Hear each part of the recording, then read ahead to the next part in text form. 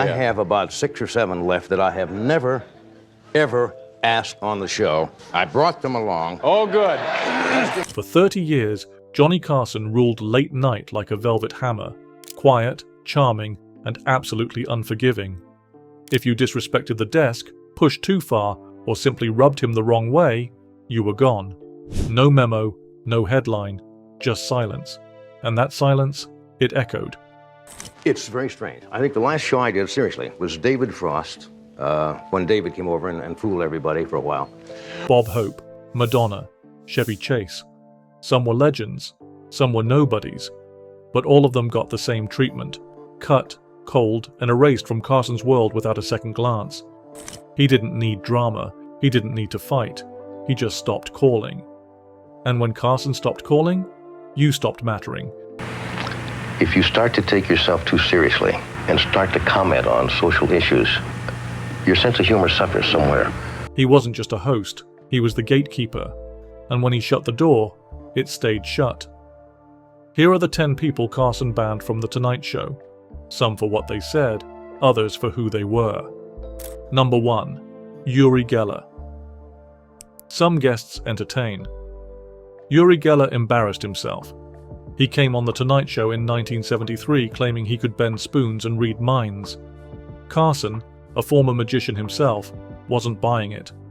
Quietly, he arranged for the props to be pre-checked. No gimmicks, no tricks. Geller walked out thinking it'd be another stunt. It wasn't. What followed was one of the most uncomfortable silences in talk show history. Geller sat there, twitching, sweating, saying, "I don't feel strong tonight." Nothing bent. Nothing moved, nothing worked. Carson didn't mock him. He didn't need to. He just watched Geller fumble, stone-faced and silent. The audience laughed nervously. Geller never recovered. After the taping, Carson reportedly said, if he had real powers, he'd have seen it coming. There was no second invite. That appearance ended Geller's mainstream momentum overnight. He blamed Carson, said the setup was unfair. But the truth? Carson just asked him to perform without the smoke and mirrors. And when it didn't work, he shut the door. Geller continued touring, claiming his abilities were real, but on Carson's stage, the illusion died. Live, in front of millions. He was never invited back. Because Carson didn't care about headlines, he cared about credibility. And once yours broke, you didn't get another shot. Number 2, Don Rickles. Don Rickles wasn't just a guest, he was a storm. A professional insult machine who tore through Hollywood with a grin and zero filter. But even he had limits, and Johnny Carson made sure he knew where they were. Rickles was a frequent guest and fan favorite. The two had chemistry. Rickles would roast Johnny, and Johnny would fire back with that dry, icy smirk. But one night, Rickles crossed a line, and it didn't happen on The Tonight Show, it happened while guest hosting it. Carson had been out. Rickles filled in. During the show, he picked up Johnny's prized cigarette box, something Carson had used for years, and smashed it. A bit, Rickles claimed, off script and spontaneous. When Carson returned and discovered what happened, he was furious. "He broke my damn box," Carson told his crew. The next night, Carson crashed Rickles' live taping of CPO Sharky, storming onto the set mid-scene to confront him on air. It became a legendary clip. Audiences laughed. Rickles laughed. But behind the scenes, it wasn't a joke. Carson reportedly banned Rickles from the show for a stretch, not permanently, but long enough for the message to land. But Carson, it wasn't about the prop. It was about respect. That desk, that box, that chair, they weren't just part of the set. They were sacred ground. Rickles eventually returned, but the tension never fully disappeared. Carson trusted very few people with his space, and Rickles, for all his charm, learned that even friendship has boundaries. Because with Carson, the laughs were real, until they weren't. And when the joke's on him, you better know exactly when to stop. Number 3. Madonna. Madonna didn't walk into The Tonight Show, she crashed through it. Her 1987 appearance was supposed to be light promo, a few laughs, maybe a song plug, but instead she turned it into a raunchy performance piece. Carson barely got a word in before she flipped the script. Within the first minute, she leaned in and purred, "Johnny, have you ever been in love with a girl who's tied you up?" The audience laughed. Carson didn't. She kept going, full innuendo, zero breaks. Every answer layered with sexual jokes, all aimed directly at Johnny. He tried to keep his composure, but the smile got tighter, the pauses got longer. Behind the scenes, NBC executives weren't laughing either. The switchboard lit up with complaints. Viewers were offended, advertisers were rattled. And Carson? He was pissed. He didn't say it publicly. He didn't need to. Madonna was never invited back. He later joked that her appearance made him feel like an altar boy at a biker rally. But it wasn't just about discomfort, it was about control. Carson ran a tight show, clean, clever, structured. And Madonna blew it up on purpose. She thought she was being edgy. Carson thought she was being disrespectful. Their styles didn't mix. She was fire, he was ice. And once the segment ended, so did her place on the guest list. No ban was announced, no feud followed, just a door quietly closed. Because with Carson, you don't need a headline to get banned. You just need to make him regret the invitation. Number 4. Bob Hope. Bob Hope was once The Tonight Show's crown jewel. A living legend. A guest so frequent he didn't even need to be booked, he just showed up. And that's exactly what became the problem. Carson respected Hope. They shared stages, audiences, even ratings battles. But by the late 70s, that respect turned into quiet resentment. Hope would drop in unannounced, with his own writers, his own jokes, and a rigid script he refused to deviate from. Carson, who valued spontaneity above everything, felt hijacked. Behind the desk, he'd smile, but off-air, he was seething. A former producer said, "Bob would walk in like it was his show," and Johnny hated that. Hope's segments became promo reels, plugs for specials, military tributes, political name drops. No back and forth, no vulnerability, just monologue material in a guest seat.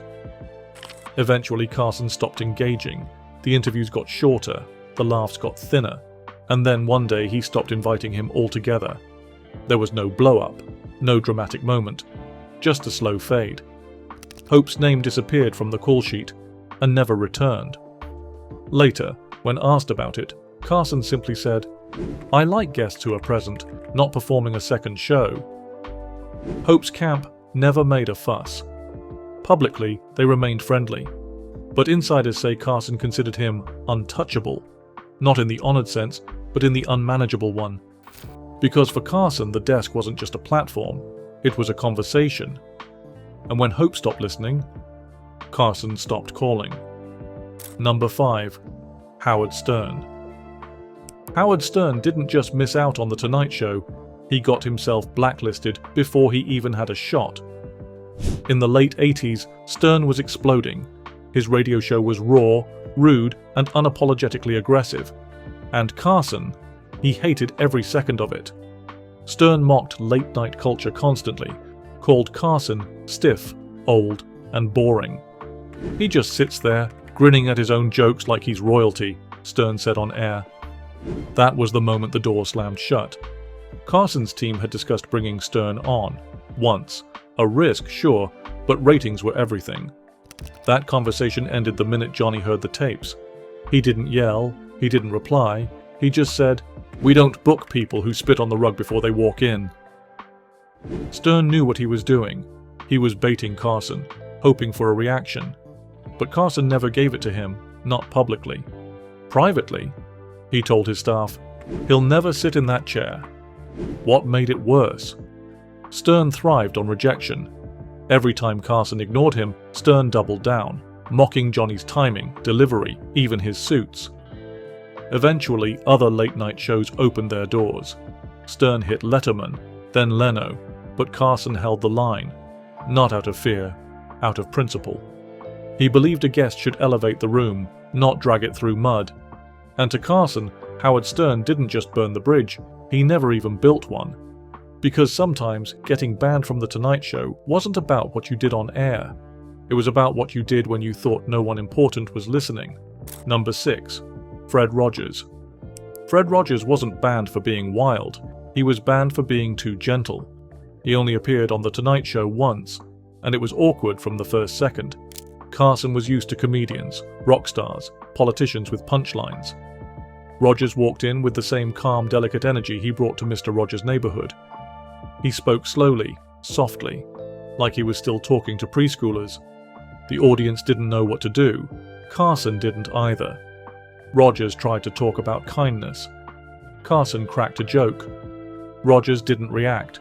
It wasn't tension. It was two worlds completely misaligned. It was like watching a hammer interview a feather, one producer later said. The segment ran short. The applause was polite. But the vibe backstage was clear. Never again. Carson didn't dislike Rogers. He respected him.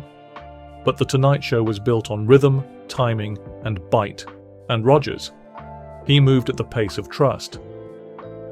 After the episode, Carson reportedly told his writers, "He's a good man, but he made the show feel like church."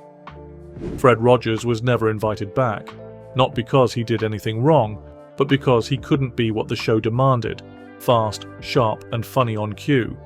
It wasn't personal, it was programming. Rogers continued building his legacy elsewhere, changing lives, reshaping childhood, becoming a national icon.